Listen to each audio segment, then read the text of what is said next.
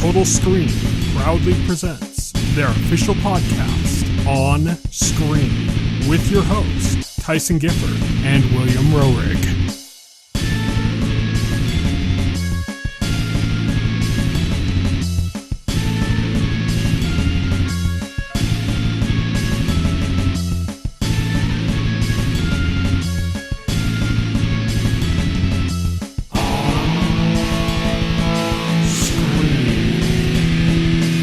Hello, everybody, and welcome to On Screen, the official podcast of the Total Screen. My name is Tyson. My name is Will. And today we are going to be talking about John Wick 4 and Bullet Train because we are doing the Baba Yaga Effect 4. So this is our regular segment where we've done a John Wick movie and then paired it with something else. Actually, I think the first one we just were talking about the general phenomenon of movies that were John Wick likes. And then we talked about the first John Wick movie. And then the second one is, I think, when we started pairing it with movies. And the second one we did with Nobody. And then we did the third one we paired with Violent Night, which was the John Wick but he's Santa Claus. Yes. Starring David Harbour. Which they are making a sequel to now, that got announced. Oh, I heard they were doing that, but I didn't hear anything for a while, so I wasn't sure if that was still going on. And we've already gotten a trailer for the second Nobody movie. Yes. So all these movies are getting sequels, which is nice. Yeah, but in addition to that, we've got our On the Horizon segment talking about what's coming up in the next week, and then we've also got our On Beat news segment where we're going to go over a few news stories and a few trailers. Not too many, not a ton like last week, but we got a few. Let's get started with our On the Horizon segment.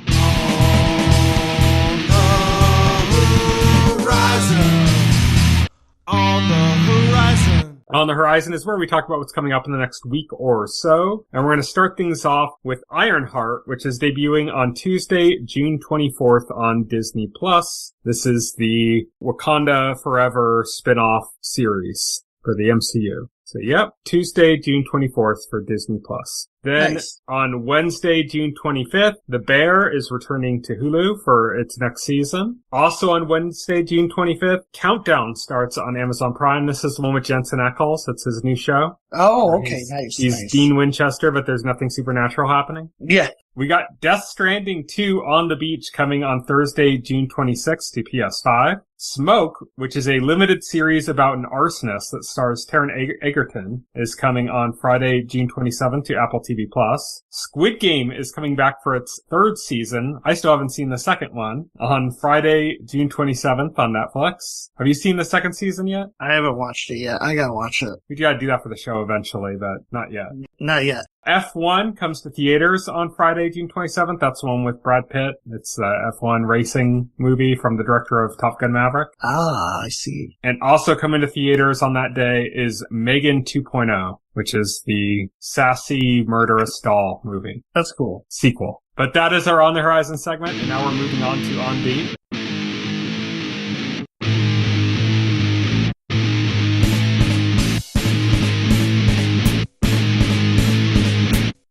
On Beat.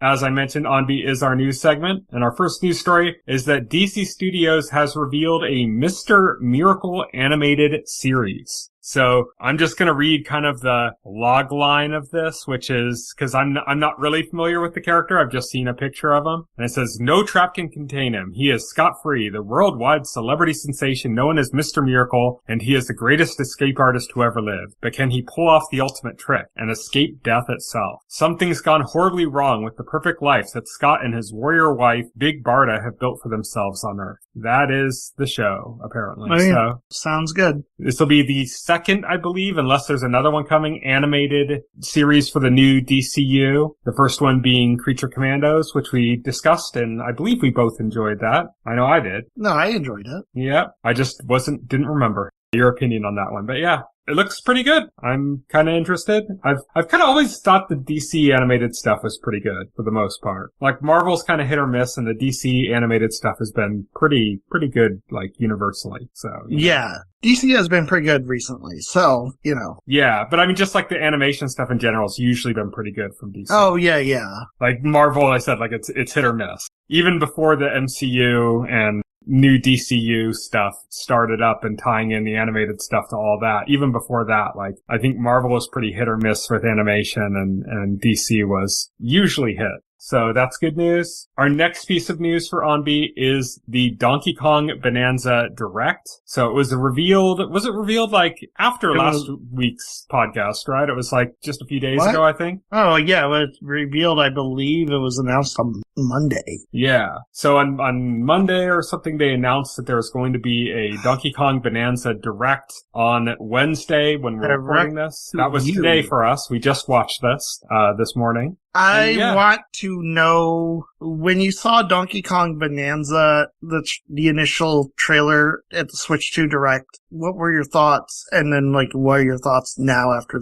this Direct? Okay, so I thought it looked interesting, but I'm not like a huge platformer gamer. Like, I play like the Mario platformers and stuff, but I'm not that big into like platformers in general. I'm not really that big into Donkey Kong stuff, You're missing out on some Kino. You're not big into Donkey Kong. It's never really had me that interested. I think the one that interested me the most that I never ended up playing was like Jungle Beat, which was the one where you used the bongos, but it was Jungle Beat is one like I didn't play either. So like I don't like have an excuse for that because it was weird with apparently it's very good. Apparently like, IGN and everybody said like it's very good. I just saw the idea of like, okay, a platformer where you control everything through a pair of bongos sounds weird. I never got it. That was the first game from EAD Tokyo, who went on to become like the Mario developer now. They do all the 3D Mario games since then. So, and potentially this game. We still don't know because Nintendo's not revealing it, but that's kind of the prevailing theory is that this is EAD Tokyo.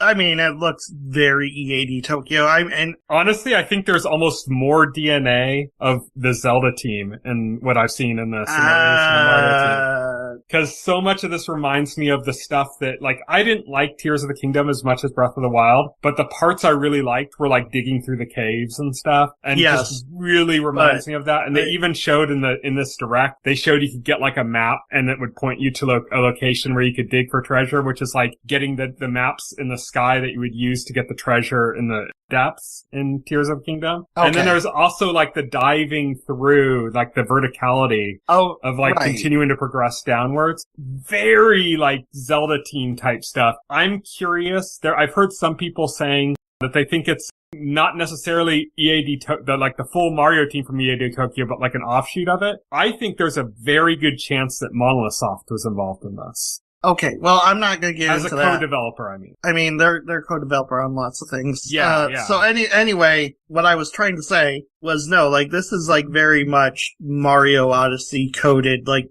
down to the graphical style, down to the presentation. When you grab a banana, it has the exact same victory. You got this message and music. And I'm not saying this to be disparaging or anything. I'm saying this in like the most complimentary way possible. This looks like they reskinned Mario Odyssey. This literally looks like they reskinned Mario Odyssey with Donkey Kong. Like I said though, presentation-wise. I think mechanically I'm seeing more DNA from the Zelda team than I am from... There is nobody on the Zelda team involved in this, I can guarantee. I mean, there's similar mechanics. I think Monolith Soft. That's why I say I think Monolith Soft might be involved. Because Monolith Soft worked on Zelda with the Zelda team at EAD. So I would wonder if Monolith Soft is helping to co-develop this because it's also kind of like open world in a way, and that's like Monolith Soft's specialty. And that's why they helped with like they just recently was confirmed that they helped with Mario Kart World, which is also like open world. So I think that would make sense if the Kyoto team at Monolith Soft, who primarily do assist work with Nintendo, might be involved with this with EAD Tokyo. That's kind of what I think is the most likely scenario for the development on this, is that it's EAD Tokyo with an assist from Monolith Soft. But I'm still gonna say that I think it's next level, just because if it is, then I can like claim I'm a leaker, and that I have all sorts of secret sources, and everybody will have to believe me. Mario Kart World had a lot of people collaborating on it. Monolith Soft had 30 people on it. Bandai Namco had 31 people on Mario Kart World, and 1UP Studio had 24 people on Mario Kart World. Yeah. So it was Monolith Soft, Bandai Namco, and 1UP Studio, and then like EAD. I'm just saying, whenever Nintendo does something like open world-ish, Monolith Soft is in the credits. I mean, they probably are. They probably are. I'm just saying, like, like, this looks like an EAD Tokyo-ass, Mario-ass game. Yeah. Is like, just my point. Regardless of, like, the support studios that are actually there. I get what you're saying. I'm still saying, though, from watching this Direct, specifically from this Direct, I got a little bit of it from watching footage of people playing it, like, in, like, Treehouse and other things like that. But specifically from this Direct, I'm seeing a lot of, like, Tears of the Kingdom DNA in this. There's, like, a lot of systems. And it's all under the umbrella of Nintendo. And Nintendo shares that stuff. I mean, there's fucking Wii Sports Resort DNA in, like, Skyward Sword, you know? And I don't just mean that there's motion controls. I mean, like, they reuse certain things. There's EAD Tokyo DNA in Skyward Sword. Like, the stamina meter looks like just like the stamina meter or the green wheel meter thing from 3D World. So there's like gonna be crossover just because it's all under the umbrella of Nintendo, period. And we're in that era now where when a big game is being made, they bring in people from all sorts of different teams. Like you mentioned with World, there's like 3 other studios collaborating on it besides Nintendo's core Mario Kart team. Right, yeah, exactly. But I think that the thing that makes me really think that Monolith Soft is a support team isn't just like, oh, because they had to have some people doing grunt work. That's not what I mean. I mean, like, I am seeing some serious Zelda DNA, and I don't mean like traditional Zelda, I mean like Tears of the Kingdom Zelda DNA in this Direct. And that would make sense to me, like, okay, well, if they have a support team that worked on that game, then that would make a lot of sense. Right. So if I had to call it for accuracy, I'm going to say that this game is done by EAD Tokyo with an assist by Monolith Soft. Maybe some more as well. Okay. But my wild out there prediction is that it's Next Level Games, just because if it is, then I can take all the credit and pretend I'm a leaker with inside knowledge. Definitely not Next Level Games, but I don't know, man. Like they can do the Nintendo art style, like they did it with like Luigi's Mansion 3. You know, they really kind of got that aesthetic, that like EAD style aesthetic. So I think they could do something like this. But most likely it's EAD Tokyo. But besides that, back to your point of, back to your question of what do I think from it before? I said from the original reveal, I thought it looked okay, you know, but I'm not that big of a platformer fan. From this Direct, I'm day one-ing this game. Yeah, same. Me too. I'm getting this game immediately as soon as it's out. I'm really excited for it now. My initial impressions from the Switch 2 Direct were I was happy they're making a Donkey Kong game, and it looked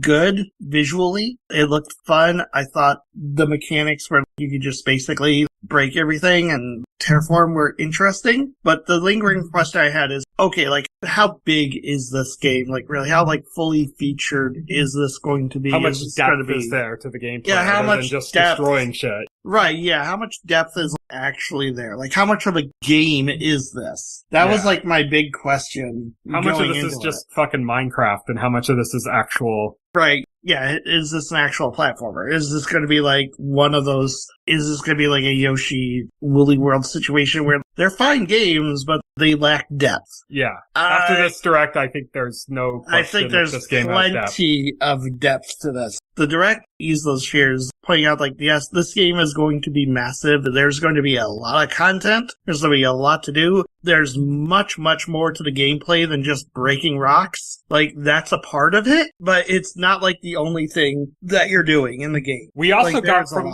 the original trailer, it showed us that, like, Donkey Kong's very expressive. Yes. But this Direct showed us, like, oh, he's, like, very expressive. And, like, all the other characters are also very expressive. There are several moments when I was watching this Direct where, like, I forgot that I was watching a Donkey Kong game, and I thought, like, I was watching a trailer for, like, a new Disney movie. Well, it's interesting because, like, to see the from trailer, the makers of Frozen, you know, or something. The opening of the Direct confused me, right? Because it opens on the song being sung by a woman. It's a very Disney sounding. Yeah, they straight up turned Pauline into a Disney princess. Yeah, they turned Pauline. Yeah, Pauline's a Disney princess in this, and it's interesting because, like, I saw it as like, oh, that's not what I'm expecting. Like, this sounds like Kingdom Hearts all of a sudden. It's not bad. It's not bad. I'm not saying like it's bad. I hate it, but it was just unexpected. And the thing is, Pauline is in this. That was like one of the big reveals of the trailer. Unfortunately, the actual retail box art got leaked by a Korean website last month or something that had Pauline's on the retail box art. Yeah, that was a long time ago. That might have been in April that got leaked. No, it was like after the game was announced. We didn't know about the game. The game was announced in April. Yeah, that's true. The timeline in my head is like kind of fucked up right now. The original Nintendo Direct where they revealed all the stuff, including that game, was the Nintendo April Direct 4th, I think? Yeah, that's right, yeah. 'Cause I was thinking it was in May for some reason. But anyway, yeah, like sometime after the Direct, this box art leaked out with Pauline. But anyway, the point was it was leaked. So we knew Pauline was in this, unfortunately, but that was like the first big surprise of the trailer, because like the last trailer showed Donkey Kong teaming up with like this rock character, this sentient rock character. And we see it again at the beginning of this, but then it turns into Pauline. You know, like it's like, oh, and that's your like actual partner in this game. And for the first time in a first party Nintendo game that I can think of, that's not like Fire Emblem or something, or like not Monolith. I don't know if Monolith Soft games have full voice acting. But anyway, first time in a Nintendo platformer, let's just say, to narrow it down and for me to be more correct. First time in a Nintendo platformer, there is actually full voice acting in this. Pauline Odyssey had like partial. It had like little moments of voice acting. But Pauline is like fully voiced in this. Oh yeah, she has a lot of dialogue, according to this trailer. Yeah. It's not like it's not like a few lines. She's in cutscenes. She has full dialogue. The other characters talk too. They don't like speak in English, but they're also not speaking in the typical Nintendo gibberish, like fake, you know? Oh yeah, They don't talk in grunts and stuff. They'll actually talk like or like Animal Crossing, where they're like me.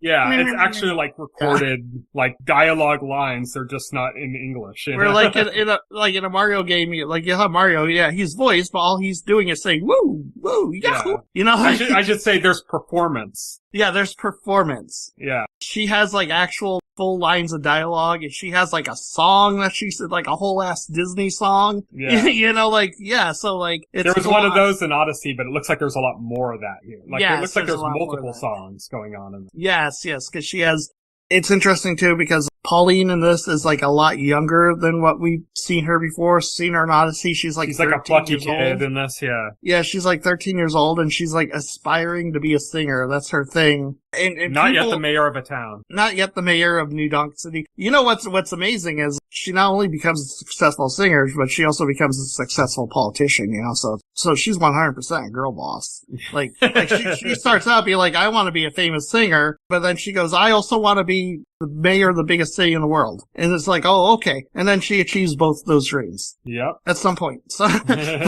but it's interesting too, because like I've seen people speculating online, trying to like piece, where does this fit in the Mario canon? And spoilers, that's a waste of time. I will say, like, this is probably an origin story of sorts, yeah. This is probably a prequel to Mario, like, Odyssey, because you could draw a straight line between us and Mario Odyssey, where here, like, Pauline's a kid aspiring to be a singer, and Mario Odyssey, she's an adult and she is a singer. Yeah. Like, okay, you could draw a straight line there. Like, I don't think trying to fit this into, like, any other canon or lore, like, makes any sense, or is, like, worthwhile. This exact moment is Mario Universe year 1062, where, you know... Yeah, exactly.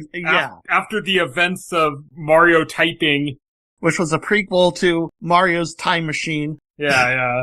I mean, there are people that need to fit things in the thing, but it's like, that's even less meaningful than the Zelda timeline, which is already kind of garbage. Which is, and which, like, basically with Breath of the Wild, when that came out, basically they said, like, you know what, the Zelda timeline's bullshit. We're not even going to, like, try and fit this anywhere. It's whatever. Like, if you look at the canon, they haven't, like, added Breath of the Wild to, like, any canon at all. That was just basically them giving up and, we're just going to do what we want story-wise in each individual game, and we're not going to worry if this makes sense in the context of everything else we made. Yeah. I don't know why they tried to make it make sense in the first place. Right, yeah. I don't know either. But I gotta ask you, what is the most surprising, interesting, or exciting thing from this Direct? What is the thing that made you go like, oh wow, that's really cool? the 3D sculpting mode, the Donkey Kong paint. Yeah, it's kind of like the Mario face stretching thing from Mario 64 as like this whole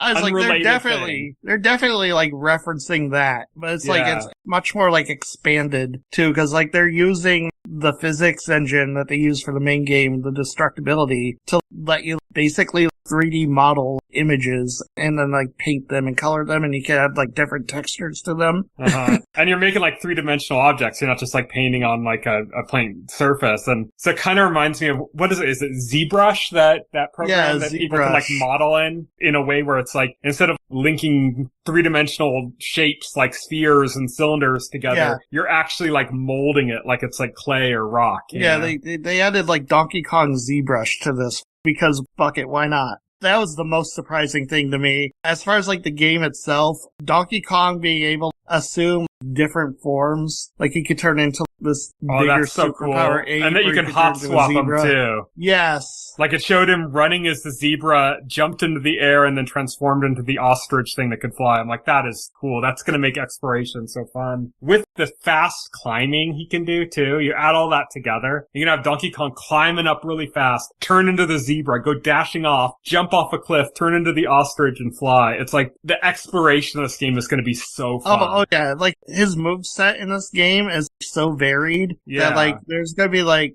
a bunch of different ways to get around the environment. Mm-hmm. And then the last thing is the challenge levels, which all look really cool. Like most of them are like 2D side-scrolling levels. They're new shrines. Yes, they're new shrines. I thought, okay, that's great. That's going to add like a lot of gameplay variety to it as well. Yeah, and you can like buy skills and level up abilities. Yeah, there's like skill trees and ability upgrades. Yeah, you can buy so like much depth there. It's you cool. can buy like new outfits and costumes, just like in Mario Odyssey. For both DK and Pauline. And the outfits and the dyes for his fur and all that kind of stuff also affect stats. Oh yeah, they do. Yeah, so there is a lot of variety in this game. It's insane. Yeah, like this game is definitely way more full-featured than what we thought. I think if this was the launch game over Mario Kart World, I think people probably would have been like happier with that. You know, it's like crazy how many people are bitching about not having anything to play but Mario Kart World and stuff. And right? Yeah, it's like Mario Kart World's a perfectly fun, massive game. Yeah, massive game. Yeah, exactly. But yeah, it is kind of crazy. But yeah, this is definitely like day one. I was on board before, but this fills me with a lot more confidence to be like, I'm definitely getting this. I was thinking like, this is going to be one of those games for me where I feel like there isn't a lot of new original Switch 2 games, so I'm just going to get it because it looks like it could be fun, and then I'd get it and I'd have a little bit of fun, but I'd kind of regret the price tag. And then watching this direct, I'm like, oh no, I'm day one-ing. Like, I don't have any hesitation anymore. This is like, Yeah, this is it. And geez, I almost forgot, like there's so much stuff crammed into this game, like I'm forgetting things too. I don't know if I'm ever going to take advantage of it, but like there's the 2-player mode where a second player can assume the role of Pauline, and she could sing like as an attack. And it works on Game Share. It works on Game Share, yeah. Yeah, even with, you could have somebody with an OG Switch controlling Pauline while you're using your Switch 2. Yeah, I love it too because she just sings and these giant words come out and fly into the environment and destroy things. It's hilarious the way it's implemented. I love it. Yeah, it's very cool. But let's move on from that. That's Donkey Kong Bananza Direct. Check that out. If you have any even remote interest in that, make sure you watch that because it's really cool. Now we're going to move on to trailers, and we're going to start things off with In Your Dreams, which is a new kind of DreamWorks Pixar-esque animated movie coming to Netflix. It's not DreamWorks or Pixar. I'm just saying. I was like, it'd be interesting. It looks in that style, you know? It'd be fitting if it was DreamWorks. Yeah. I guess the dream don't work. Netflix has done a few interesting animated projects, like truly interesting ones. They did that Christmas one. What was it called? I can't remember what it was called, but it had that like weird animation style where it almost looked like it was CG, but it wasn't. Like it was hand drawn. It was like really cool. And then they did that, what was that? The Millers or something? The Millers versus it's from Lord and Miller. Oh, That movie about the family versus, like, the robots. Yeah, yeah. And that was good. And that one was, it was Lord and Miller, and it kind of had that, like, Into the Spider-Verse or, like, Arcane style of using lots of different mixed media animation styles. Like, it was CG, but then it also had, like, hand-drawn stuff over the top of it.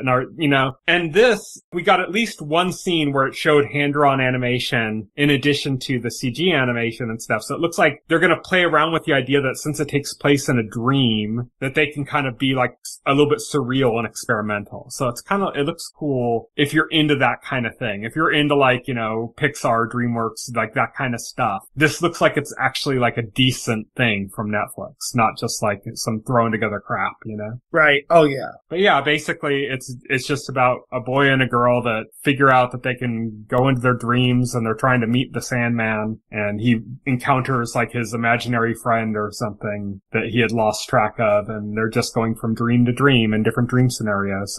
But yeah, it looks somewhat interesting. Our next trailer is something that put you into a state of zen, made you very relaxed and calm, and that was the trailer for another Netflix project, which is Brick. No. I mean, this looks like an interesting thriller, where, like, people are apparently, like, walled up inside of an apartment building by, like, this mysterious, they call it brick, it doesn't look anything like bricks. It looks like an alien wall, but, like, this mysterious brick wall, they can't get out. And I was just like, yeah, this is one of my worst fears. Like, just being, like, trapped someplace where you can't, like, escape, like, at all. I didn't like elevators growing up because I like the idea an elevator could get stuck and you'd be trapped in it. This looks like a movie that was originally pitched as a video game. Yeah. Because, like, you start off in an apartment, then you find out that your path is blocked, so you have to break through the wall to your neighbors, and then you're, like, trying to solve the mystery of what's going on while also trying to get out. It kind of has, like, this escape room-esque video game, kind of like The Cube, which was an old sci-fi movie that was, like, a big, heavy concept one where they were stuck in these, like, rotating cube pieces. It kind of has, like, all those kind of elements together, where it's kind of horror, kind of sci-fi, kind of mystery, like lots of different things going on. And what intrigued me more is towards the middle or the end of the trailer, one of the characters starts talking about how the wall is there to protect them or something. That, like, they're trying to get out and they're thinking that this magical wall is, like, blocking them from getting out. It's, like, targeting them. Why are they being targeted? But maybe it's actually there to protect them because something bad is happening outside of the wall. I think that kind of scratched that Lost fan itch of, like, ooh, mystery. What's going on? Where's the mystery in this, So. Yeah, it's interesting. Next, we got our first full trailer for The Naked Gun. We'd had a teaser before, but now we got a full trailer. We're really getting the tone of it. And as you were saying before we started recording, it's got like a mix of styles of humor of like the people who made The Naked Gun, but the originals, but also you got that Seth MacFarlane humor mixed in as well. And so you're getting like elements of both throughout the trailer. Yes. Oh yeah, definitely. Classic examples of like a Seth MacFarlane like gag would be like the scene where like the Girl Scout walks into the bank that's being like held up, where like the bank robbers confronts her and she takes off her face and it's Liam Neeson. It was a disguise. Yeah. It's all that like cartoonish Seth MacFarlane style, yeah. Yeah. And then you got classic Zucker Brothers bits, like the scene where he's driving to like the scene or whatever. In the middle of him driving, he gets handed a coffee. Yeah. Like he's at a drive-thru. But he didn't stop. Yeah. He didn't stop. He's still driving as this hand comes in and hands him a coffee. It's that weird kind of like pre-meta humor that like spoof movies had back in that day. Yes. Exactly. It reminds me of the scene in Naked Gun where she climbs up the ladder and he says, "Nice beaver." He's like looking at it, and then she like hands him like a stuffed beaver. Beaver. Yeah, exactly. Where it just plays on your expectations, Right, it plays on your expectations. Or like, there's jokes that are built around taking like a turn of phrase and making it literal. Yeah. Like he says in his trailer to this woman, he says like, "Take a seat." And then she grabs it and she walks off with it. Yeah. Pamela Anderson, by the way. That's Pamela Anderson. Okay. I thought it was, but like I couldn't like remember if it's got this weird like comeback thing going on now. Okay, so that was Pamela Anderson in the movie. Okay. Yeah. That's good. Yeah. Pamela Anderson's in this. She's the female lead. They did what's very typical of spoof movies of that era, from like stuff like Naked Gun, but also stuff like, Robin Hood Men in Tights, where they did like a scene where somebody observes something that they think is a sexual act, but it's not. Yes. There's that in there. Yeah. It's very kind of crude, kind of raunchy style of spoof humor. Like I said, very popular in like the 90s and 80s. They're definitely like trying to maintain that style of humor while like mixing in some more modern humor into it. Yeah. Which is interesting to me. Yeah, it looks good. Looks hilarious. Next, we got a trailer for the Sandman, and blowing right past any controversy, we're just going to talk about the trailer. You just brought up the controversy. Damn it. Yeah, but we don't have to talk about it. But yeah, it looks really good. I think visually it looks better than the first season. The first season had this weird kind of fisheye, I guess, thing with like the wide angle shots that just looked a little off and weird. It was a stylistic choice. It wasn't like a mistake or something, but it looks like a lot cleaner than that. Like it looks like they kind of took criticism of that to heart and really like refined the look of the show. And it still retains the stuff that looked great about it before, but looks like better now. Like it just looks more like even. Yeah, we get to see a bit more of hell. We get to see more of the, what do they call them? The Ancients, or what is his family called?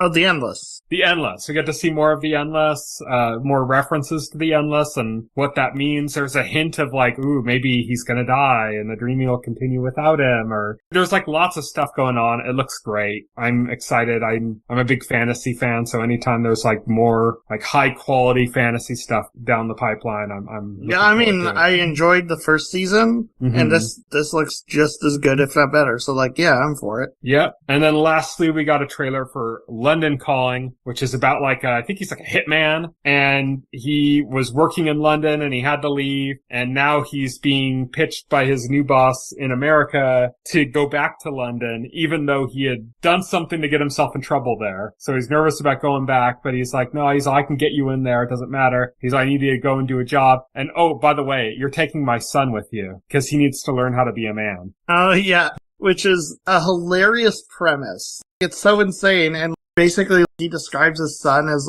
Rain Man, but like bad at math, which is like, so he's got to do this job while he's kind of like carrying this kid around, and he has to like teach this kid how to be a hitman, apparently. Yeah. And he's like, apparently he's really good at shooting. So yeah, they have the joke where like nothing was working well with this guy, and with this kid, he's trying to like teach the kid the ropes, and then he's like trying to like ease him into like doing some target like shooting or something. He's just like, oh, just take it real easy, and the kid just like easily blows away all the targets, and he's like, what the fuck? And the kid's like, oh, I play like Call of Duty or something. Yeah, so I play a lot of Fortnite, I think was the line. But he's incompetent like everything else, like. There's a scene in a trailer where, like, he's got this guy up at gunpoint threatening him, and the kid, like, pulls out his gun, and the clip falls out of the gun, and, like, as soon as that happens, like, the kid reaches over to shake his hand. It's like, he's like, what the heck are you doing?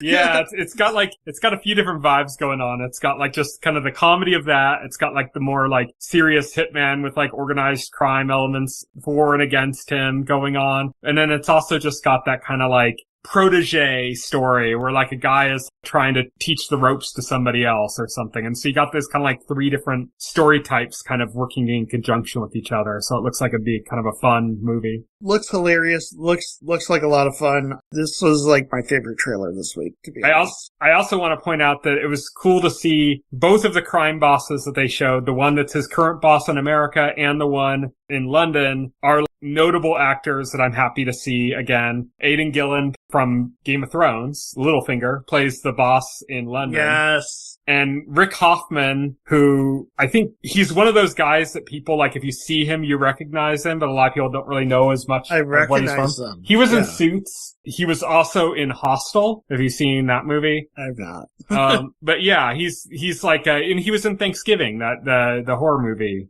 Oh yeah, okay. Yeah, so he's like he has a very recognizable, distinct face, you know, he's like a Steve Buscemi, like you see Steve Buscemi and you know that's Steve Buscemi. Right, oh yeah. But yeah, it looks good. I'm excited for that one. It looks like a fun movie. But that is it for our On Beat segment, and now we're gonna move on to full spoilers.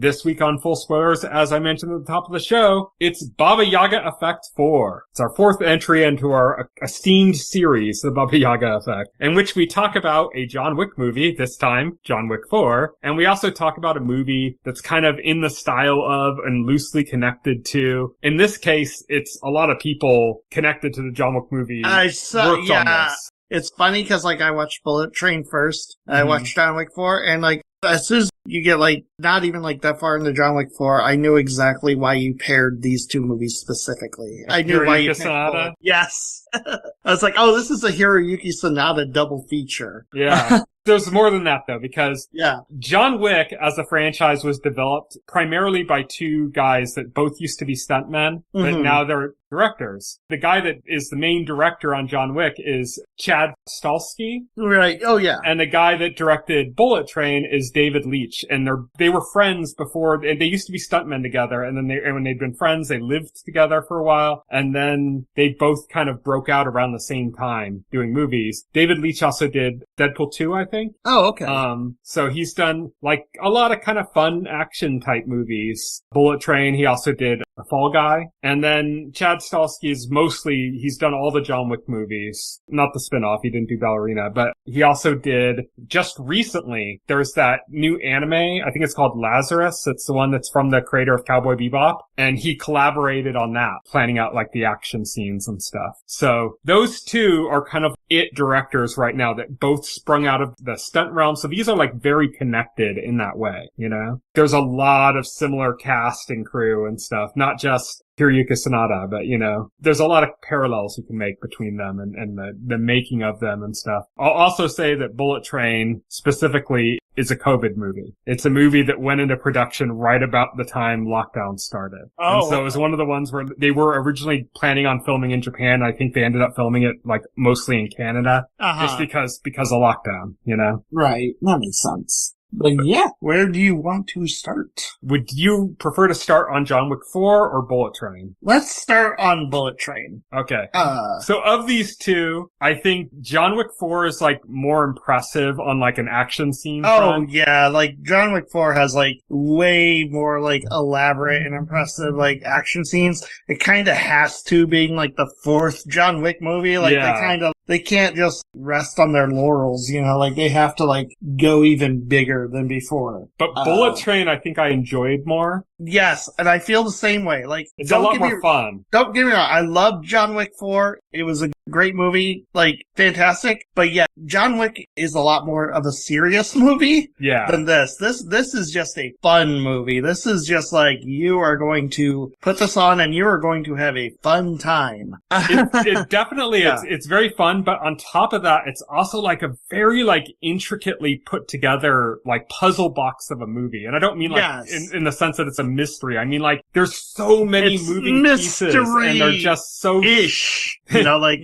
there's so many moving pieces and they fit so intricately and tightly together. Yes. You know, and it just, this is kind of the thing where, you know, there's a lot of debate all the time about what's better, movies or TV, and TV budgets are getting better and stuff. And it's always like the real answer to that is like, it depends on the project. Like Game of Thrones would not work as well as a movie as it does, or as like a series of movies as it does as a TV show. There's way too much story content that they would have to get through that. Yeah, you couldn't do like a satisfying movie of that. I think a lot of times when you watch modern movies, you watch them and you walk away going like, this probably could have just been better as a TV show. You know, I think a lot of times that's the case. And the only time when that's not really the case is usually when it's like, oh, you know, they need more budget for like less time, so they can do like really elaborate stuff. And that's really usually the only differentiator. But I think Bullet Train is like a real argument for like the art of a movie from the standpoint of like, it's just really tight and it fits together and it's breezy and it's fast and it, you know, like everything kind of clicks together and you really don't need more. It's designed to like fit into its 2-hour runtime. Yeah. You don't need more than what you see. It's very concise and tight like, and intricate all at the same time. All the plot threads are like introduced and resolved by the end of the movie. Yeah, exactly.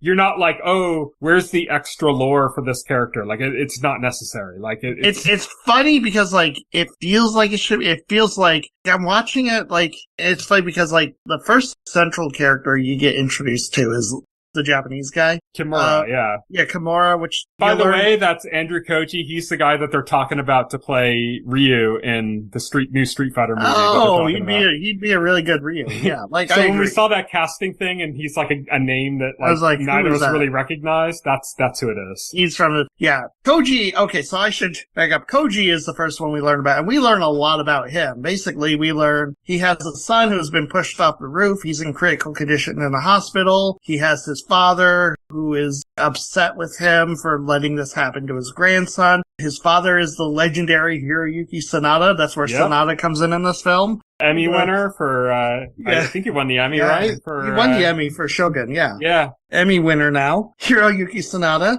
So I saw him, I was like, okay, yep, we got Sanada in this. Everything's made marginally better by Sanada. Yeah, and so Koji is like the first character, and so I kind of thought, okay, like he's the main character of the story. Then we get introduced to Brad Pitt's character. Brad Pitt plays a hitman named... Well, he's less of a hitman. Like, he says that he's taking on the job of a hitman. He's filling in for another hitman. Well, he's not filling in a job, like a hitman job. He's filling in for, like, a pickup. This is supposed to be just a snatch and grab. Like, he's not supposed to, like, actually be killing anybody. He doesn't have a target. But the guy he's filling in for is traditionally a hitman, and he traditionally is not. Well, he's talking to his handler at the beginning, and basically... You get, like, a little bit of backstory where he says he's been out of the game for a while. He's been in therapy. And, like, he's now just getting back into it. And he asked his handlers to give him, like, something easy. And there's suggestions in the past where, like, he was involved in more intense, actual, like, killing people type stuff. You know? Yeah, but it seemed like it wasn't hits. He just got into situations where that ended up happening. True. Whereas the guy he's filling in for is a hitman. Yeah. Again, and this is, like, part of, like, where I'm driving to. Yeah. So this is actually where I'm driving to. So he's introduced, and we get these nuggets, you know, because he's talking to his handler. So we get these nuggets, we get these, like, breadcrumbs of who he is or who he might be. Mm-hmm. But we don't get, like, backstory for this character. We don't get what he's about or his whole backstory or what he's been involved in, except for bits and pieces. So, like, he's kind of a mystery. Practically a mythological figure. Yeah, he's practically a mythological figure. He is, like, luck personified, apparently, is what this movie, like, tries to say. Well, the whole argument is, like, is he lucky or unlucky or something? And I think the thing they come in through is, it's almost more like he's just an agent of fate. Yeah, like fate just works through him or something, and it's not good luck or bad luck. He facilitates what fate wants. That's definitely Hiroyuki Sanada's character's point of view, but it's interesting because, like, every situation, like, if it gets to a point where he will die, the events will just happen to where, like, he miraculously survives. Yeah. Yeah. Oftentimes to the real detriment of whoever was trying to kill him. Yeah. Yes, yeah, exactly. So, and then there comes in the question, is it good luck or is it bad luck? You know, like... It's funny, they showed that flashback scene where he was spying on somebody for a job, and then a guy, like, jumped to kill themselves and landed on his roof. Yes. And he's, like, driving them to the hospital, like, they're still on his roof, and it's like his head leans in the car, and it's like, oh, and he's like, just hold on, man! And he's, like, such a fun character, too, because he is very much involved in doing these jobs and stuff. But, like, also, he's, like, been in therapy, so he's constantly incorporating stuff he learned in therapy. Yeah, he wants to be, like, a good person. He doesn't want to hurt people. He doesn't, like, you can tell he's, like, traumatized by the deaths he's caused. He has, like, a locker in the train station where he has the stuff he needs for his mission stash. There's a gun in there, and his handler is telling him to take the gun, and he's like, no, I don't need the gun. I don't need it. Yeah. Whenever he's in, like, a rough situation and somebody else is trying to kill him or something, he's, like, trying to, like, zen speak them down. He's like, can't we just talk? So he's the second main character that we're introduced to. Then we're introduced to two more characters, Lemon and Tangerine, who are also, like, great characters. I believe Tangerine is Aaron Taylor Johnson. In, like, the perfect niche for that. I don't think there's a more perfect role I've seen that actor in. This is the kind of role he needs to be doing, where it's kind of a bit suave, a bit kind of cool, but not serious. More like funny. Yeah, exactly. I think this is, like, his perfect niche that he should be like aspiring to. I think he's more trying to be the next James Bond or be the next like action hero, and I don't think that's the right fit for him. I think like this kind of role is like the perfect fit for this specific actor. I think like after seeing this, it made me think like he'd be great in like a Kingsman movie. Oh yeah, and basically their thing is they're trying to retrieve the son of this Japanese crime lord who's like really a Russian guy who took over the White Death. The White Death, who took over this high-ranking Japanese crime family. Like he basically like showed up. Took over the Yakuza, basically. Yeah, he took over the Yakuza. He just showed up from Russia and like just kicked everybody's ass until like he gained the respect of the leader, and then he stabbed him in the back. Well, he shot him in the back and then took over. And like he's mentioned a lot, pretty much right after these characters are introduced, where he's this big scary man that's kind of only being referenced. Basically, he's like a Baba Yaga, like the way people talk about John Wick as the Baba Yaga and stuff. Or like if you've ever seen The Usual Suspects, like Kaizo Sose. He's like a very like Kaizo Sose type character. Yeah, exactly. And basically, these two have his son, and they have a briefcase that has whatever in it, and they're returning this stuff to him. And these two are like very funny. Brian Tyree Henry is Lemon, and he's crazy because like he has this thing like Thomas the Tank Engine. Yes, where he says like it's a guide to reading people. All the personalities that show up in Thomas the Tank Engine, he could map those personalities to anybody and like be accurate about it. Yeah, it's like his whole philosophy in life. It's like his full philosophy, which is a weird skill because like as the movie shows, like it actually works. He's actually like very good at reading people.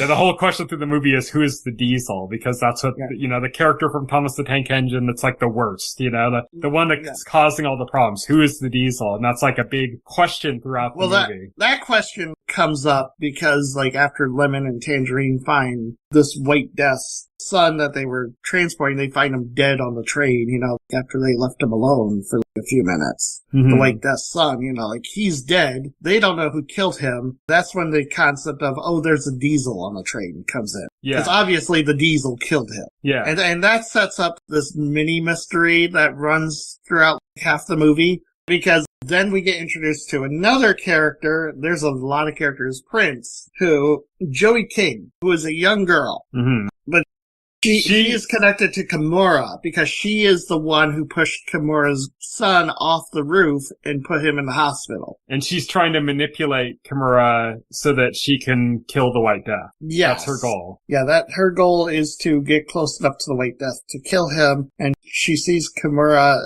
as a part of that because Kimura is, I don't know if he's directly involved, but like his father was directly involved in that crime family. Yeah. Well, he's involved in like Yakuza business, so he's like loosely connected. Yeah, and she's trying to use that as like a means to get to the White Death. Yes, exactly. She reveals herself to Kimura, and Kimura like immediately dismisses her because he's looking for somebody called the Prince. And when she comes across her, like he doesn't know she's the person he's looking for, and then she basically like knocks him out and then tases him, yeah. Yeah, she tases him. She knocks him out, and then when he comes to, like she tells him everything, the whole deal. And she basically like threatens him. Well, she has somebody watching his son, and so like if he hurts her, if he kills her, that person's going to kill his son. Yeah, and she's got him working as her like agent, basically by blackmail or not blackmail, but by blackmail. by threat. Yeah. And then we get introduced to yet another character, the Wolf. Played by Bad Bunny, yeah. What I love is, like, this is hilarious, too, because I love this movie. I love this movie's, like, sense of humor. It does things that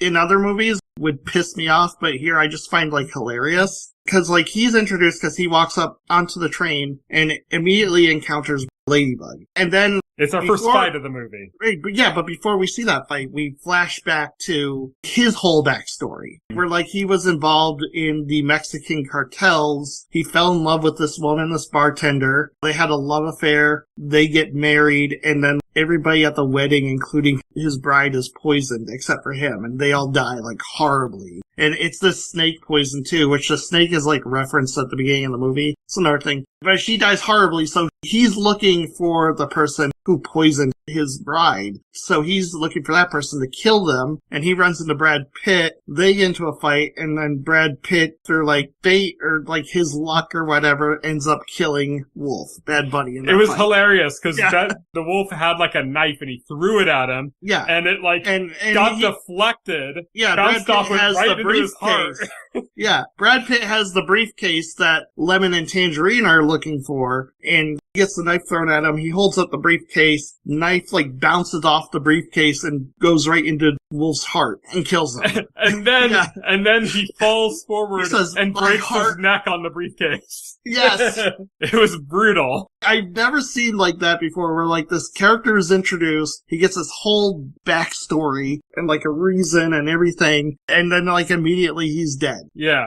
Like I've never seen that before. I was like, normally that kind of thing would piss me off because like we're building up to this really cool character, but the way they did in this movie was just hilarious. Yeah. And it's funny because we're not like really even done with that character. Like that character plays a part even when they're dead. Yes. Like all the characters do, because everything, they're not just like random people, like they're all connected. Yeah, There's all like connected. a connection to all of these people. All these people are on the train for a reason, which we find out at the end of the movie. Mm-hmm. Yeah, and there's also the Hornet. Yep, and we talked about the poisoning. That's the person who poisoned everybody. So that's the Diesel that people were looking for. Zazie Beetz is the Hornet. She's the one that he played. What's her name in Deadpool 2? The Lucky character. Domino. Yeah, Domino. Yes, in Deadpool 2. Yep, she was one of the few people who did not come back to the new Deadpool movie. Yeah. But Zazie Beetz, love Zazie Beetz. Yeah, she plays the Hornet. She's the one going around poisoning everybody. She's the one who killed Wolf's bride. She's the one who killed the White Death's son on the train. It's hilarious too because there is like this anime character, or a person in like this like big costume of an anime character. Like a mascot, yeah. Yeah, a mascot. We encountered them several times. And this mascot character seems to like really be aggressive towards the characters when they run into it. Like it follows them or chases them or grabs them. And you're like kind of thinking, what's the deal? That's Zazie Beetz. That ends up being Zazie Beetz. That ends up being the poisoner. She's there on a mission. Yeah. And then again, great scene. After she's revealed, she runs into Ladybug. And of course, she is like another person to fall victim to Ladybug's luck. Well, in a way, his skill too, because she hits him with the poison. Then he like immediately, like he's a very quick thinker, immediately stabs and injects her with the same needle. Yes, he stabs and injects her with the same needle. And then just like watches her, waiting for her to pull out an antidote or something. Because now she's infected. Yeah, she's infected.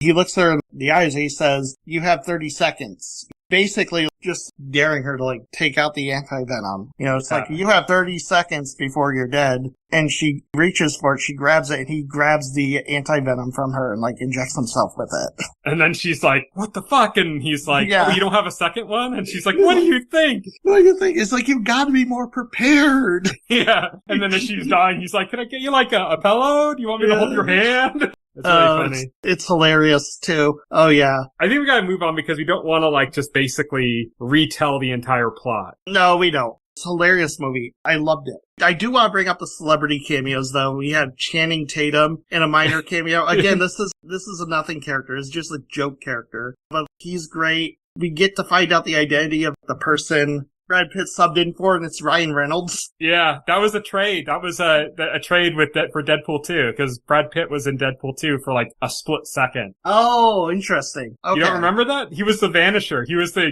guy that was invisible. Oh, I don't remember and that was like that was the whole joke. When Deadpool was putting his team together in Deadpool 2, of all like the exceptional people, the big joke was that they had an invisible character, but you couldn't see him because he was invisible. And then when all those characters died in Deadpool 2, he hit the power wire, and you could like, for like a flash, for like a couple seconds, you could see it was Brad Pitt being electrocuted. Oh, okay. That's funny. So that was like a trade, basically. They traded for that. Same director for both movies, but that was a favor that Brad Pitt did for Ryan Reynolds, and then Ryan Reynolds repaid it on Bullet Train. Oh, okay. That's funny. I love that. And then, of course, the handler ended up being Sandra Bullock. Mm-hmm. They said Michael Shannon's in this, Hiroyuki Sanada. Like, Michael Shannon is the White Death. Yeah, Michael Shannon's the White Death. This is the one movie literally has a Chekhov's gun. Yeah. There's a literal Chekhov's gun in this movie in the form of a gun that like is rigged to explode, and it does go off. It does explode at the end of the movie. Yeah, spectacularly so, yeah. It's a very gory, cool scene. Yeah, there's just all sorts of cool stuff in this. Like, I don't want to just kind of reiterate the entire movie. It's really good. It's very tightly connected. Everything's connected. Tiny little minute details end up being somehow connected. It's just like expertly crafted. Yeah, it's just like a really tightly put together movie. You want to talk about John Wick 4? So John Wick 4 is about 3 hours long.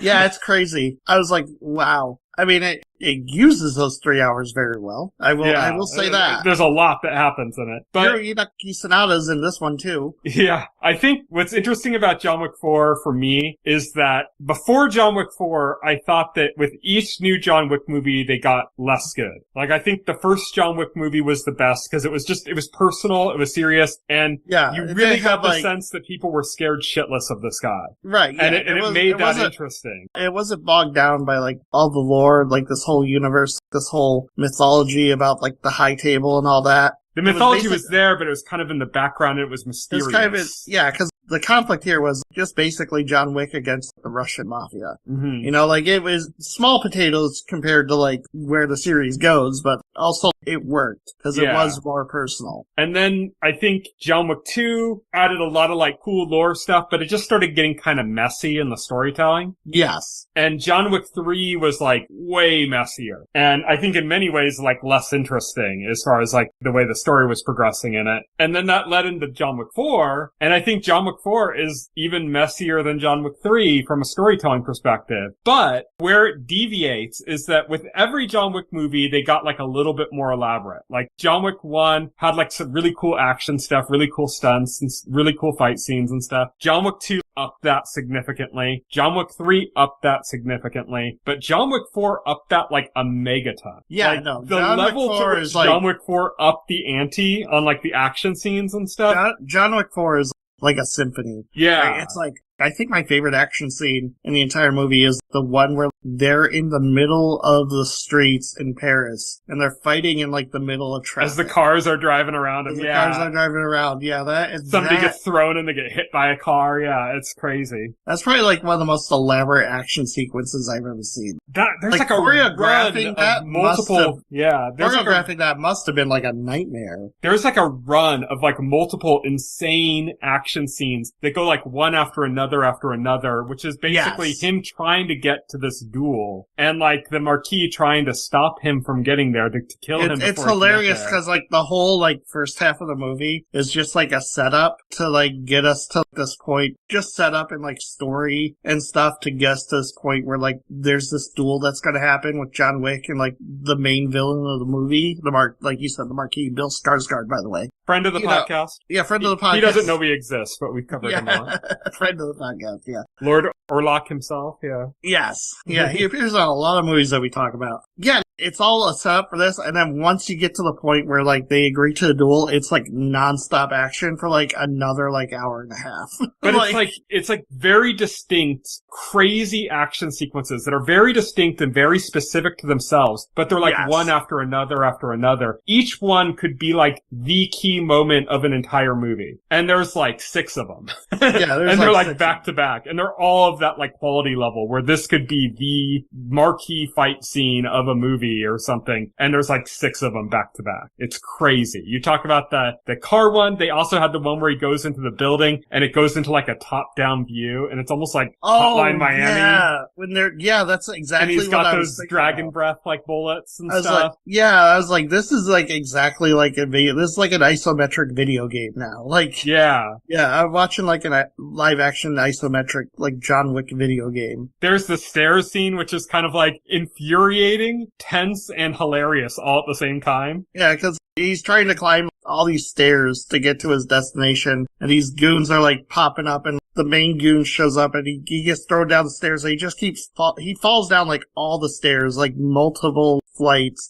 he does not stop. Have you ever seen Surf Ninjas? Yes. That's a weird pull. It reminds me of that. Do you remember that scene in Surf Ninjas where they're, like, in that temple or whatever, and the guy got thrown down the stairs, and then at the end of the movie, you see him, like, he finally climbed all the way back up, and he's, like, exhausted and panting, and he's like, oh, you guys lost. And he's like, ugh. And he like throws himself back down the stairs. Yes, that was hilarious. It kind of reminded me of that. He just kept getting knocked back down the stairs. Until he eventually ends up getting helped by somebody who was going after him before because he's trying to help get him to the final stage where they're going to face off. Oh, yeah. Kane, played by Donnie Yen, who's an interesting character. He's a blind man who's a really, really, really skilled fighter. He's like somebody that's apparently on the same level as the Baba Yaga. Yes. I loved it too because it's weird because he doesn't do this at any other point, but it's funny because one of the first action scenes like he gets involved in is when they're at the Continental in Osaka with Hiroyuki Sanada. There's an action scene where Kane is placing these motion sensors. Like, as he's running from these guys, he's placing motion sensors We should say around. Kane is blind. Yeah, he is blind, just to reiterate. So he's placing these motion sensors around, and basically, as the people chasing him are tripping up the motion sensors, and that's how he's detecting them, I thought, oh, that's devious. I was like, yeah. He doesn't do that again in the movie, though. But, like, I just thought, oh, that's devious. That's, like, how clever this dude is. Yeah.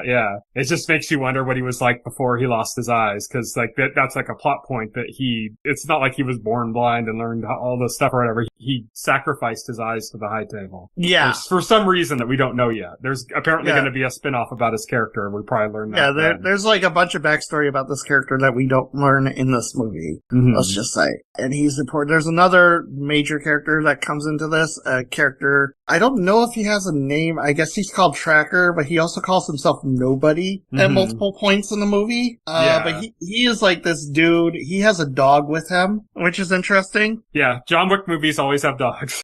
He's basically like the dude from Shadow Dancer, where he has his dog with him, and he sicks his dog on people to, like, grab their nuts. Yeah.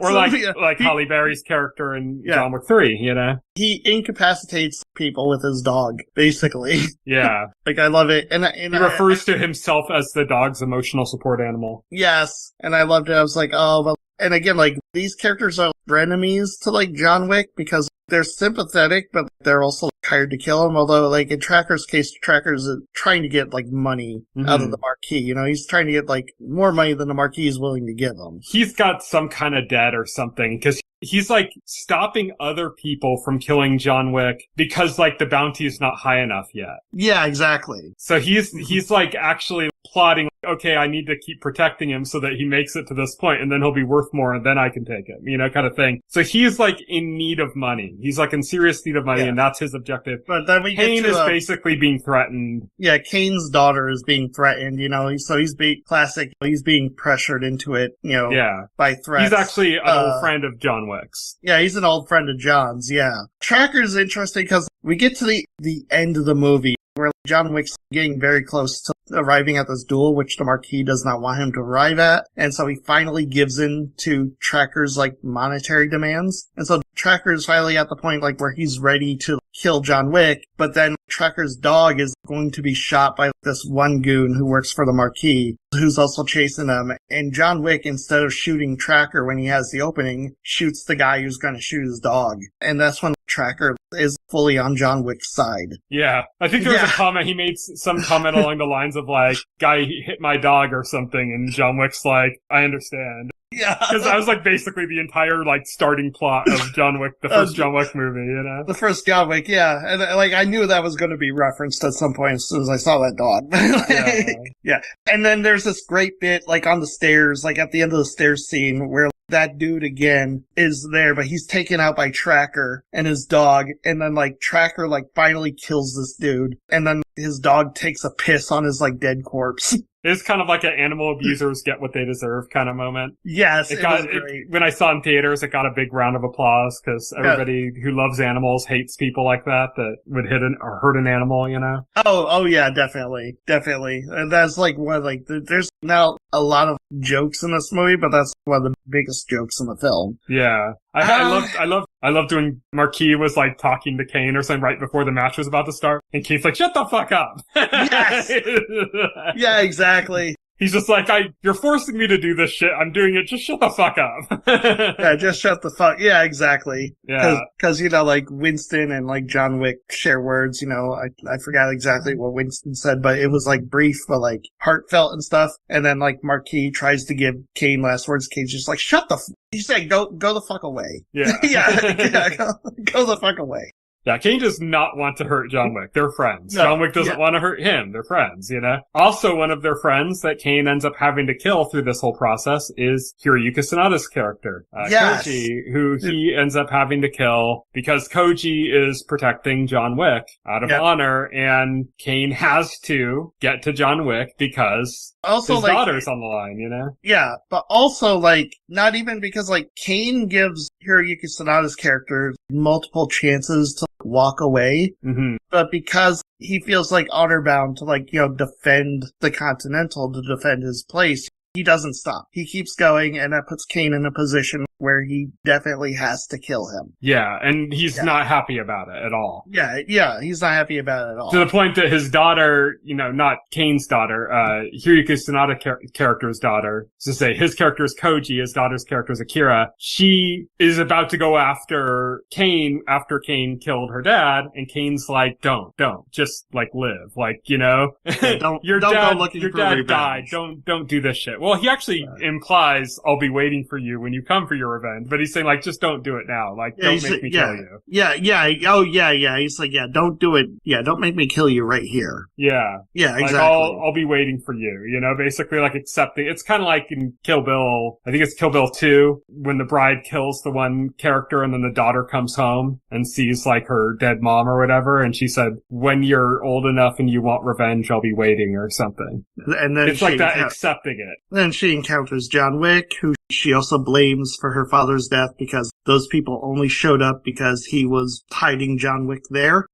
So she holds John Wick responsible as well. They share words, but her message is basically you better get him, you better get Kane. I like that his comment is but he's my friend, and then she said, well, he killed my father, so if you don't kill him, I will. And he just says, I understand. Yeah, he just says, I thought that, because that's saying so much more than 2 words, Oh, yeah. He's basically saying, I'm not going to kill him, but I understand why you'd hate me for that, I get it, He's saying, I understand why you hate me. I understand your grief. I understand my role in this. Even I technically did nothing, I understand, why the situation happened. He understands. Yeah. Completely. I thought that was a cool, very simple line of dialogue. It was about the perfect thing he could say in that moment. I think that really worked well. Yeah, that worked so well. I mean, yeah, good movie. Good movie. Everybody, A+.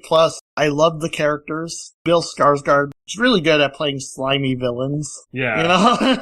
Really good at playing people that you want to see die. Yeah, really, yeah, exactly. And he gets his comeuppance in the best way because the duel happens and John Wick loses the duel.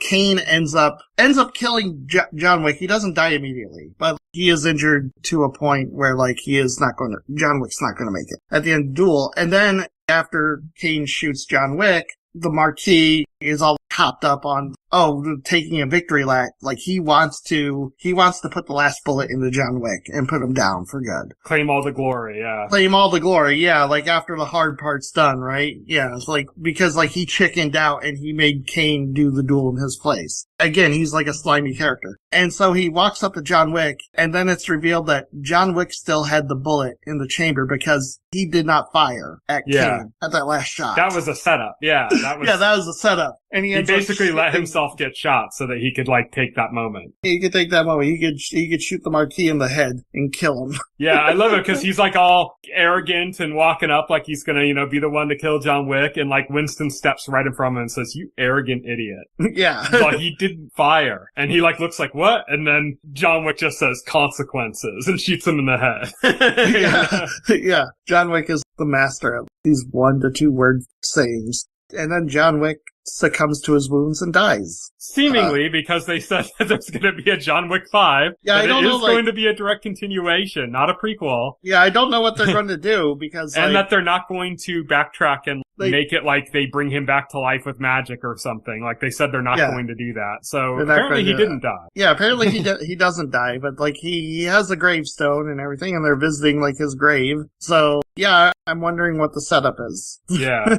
But yeah, so a bit of sad thing I should touch on is that the character of Charon is in this, played by Lance Reddick, who passed away. That's right, sadly passed away. He's also in Ballerina, by the way, which just came out. It's still in theaters right now. Oh, so that must have been like the last thing Lance Reddick filmed was Ballerina, I guess. I think so, or something else that just hasn't come out yet. Some small But yeah, Charon, the character of Charon is also killed off in this movie. Yeah, not because the actor died. This is like a decision they'd made in the movie, and then the actor died tragically. Yeah, it's just like a weird coincidence. Yeah, he died like, I think the day before the movie came out, like John Wick 4 came out. I guess it also like saves them from having to like to replace the character, like to explain the character's absence in future movies. Yeah. But I mean, that's just like a coincidence. Like they planned for that character to die. It wasn't like the actor knew he was going to die, and so they said, okay, we're going to kill off your character to kind of give you a good out, and you can have your last performance and blah, blah. It wasn't that. Like, they just killed off his character, but he had a scene in Ballerina that takes place before that.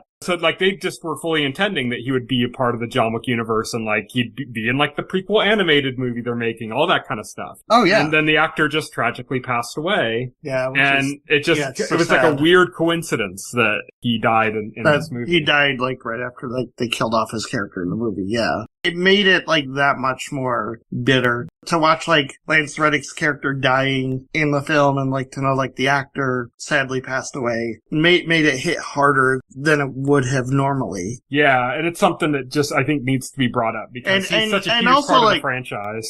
But interestingly, like, enough, like, there is, like, tributes to Lance Reddick in this. Again, I don't think it's intentional, because I think this movie was filmed entirely before, like, Lance Reddick passed away. But, like, we have a scene where, like, Winston is at this grave, I guess you could say, dedicated to Sharon, and, like, there's also a scene towards the end where, you know, Winston is talking to John, and he's talking about Sharon, you know, and what he wrote on Sharon's grave, waxing philosophic about how can you sum up an entire person's life in a few words? Yeah. You know? And all of that was done before he died. Yes. And there was it wasn't like he was having this long struggle with disease where, like, they knew he was going to pass, or nothing like that. His death surprised everybody, and he literally died, like, I think the day before the movie came out in theaters. So nothing in this movie that feels like it's an homage to him or something, to the actor, none of that is, because he literally died, like, the movie was done, filmed, edited, in the hands of the theaters that were going to screen it before he died. So it's just like a crazy coincidence. It comes off like that, you know, Yeah, like it feels like that. It really does feel like, oh wow, they did a really touching way to end his character to honor the actor. And it's like, no, none of that was done for that purpose. They just did that because the character was important to the story. Yeah, it was important to, you know, the franchise, you know, and they didn't want to just kill off the character out of nowhere. You know, they really wanted to, like, honor the character and the fans, like, love for the character by not just simply having it happen and then, like, Winston forgets about it, you know, or whatever. The character existed. And then he tragically passed away. I mean, like I said, he's in Ballerina. Like, they filmed a scene with him in Ballerina before he passed away. And that filmed after John Wick, but, like, before that came out. So it was a tragic coincidence. Really sad, but I just think we needed to kind of bring that up as, like, something significant. Another big cameo. We already know, like, the actors that are, like, big name actors that have been in the John Wick movies before, like Keanu Reeves, of course, Lawrence Fishburne, Ian McShane, you know, we talked about Lance Reddick, who passed away, Donnie Yen in this movie that we mentioned. But another one that we haven't mentioned is Clancy Brown, playing the Harbinger. Harbinger, yeah. He's a minor character in this movie, but I mean, it's Clancy Brown. And, he's a presence. He's a presence. Yeah, he absolutely, like, commands attention every scene he's in, and it's not a lot of scenes in this movie, but when he's there, he commands attention. Yeah. Yeah. There's like little subtle things, like he's missing a finger in the same way that John Wick was missing a finger after what happened in John Wick 3, which is like making this parallel, saying that this guy was like the John Wick of his time, probably. Yeah. Oh, yeah, definitely. He probably has like very interesting backstory. Yeah. I liked stuff like that. Like, I think that that's one of the things that hurt some of the later John Wick films story-wise, is that you had these mysterious elements, and when you just answer them too much, it's like, you just kind of, some things you just kind of need to leave be like a bit of a mystery, Right, yeah, exactly. And they made these like direct parallels, basically making it like this guy was the John Wick of the past by doing like that shot of the finger. That's what that means. That's what they're trying to say, Yes, yeah, exactly. But they don't explain anything beyond that. Like, you just know this guy is a force. He is a presence. He is somebody that is taken seriously, even by like the Marquis, who's arrogant and thinks he's above everything. Even he seems to be a little bit nervous around the Harbinger. Yeah, a little bit nervous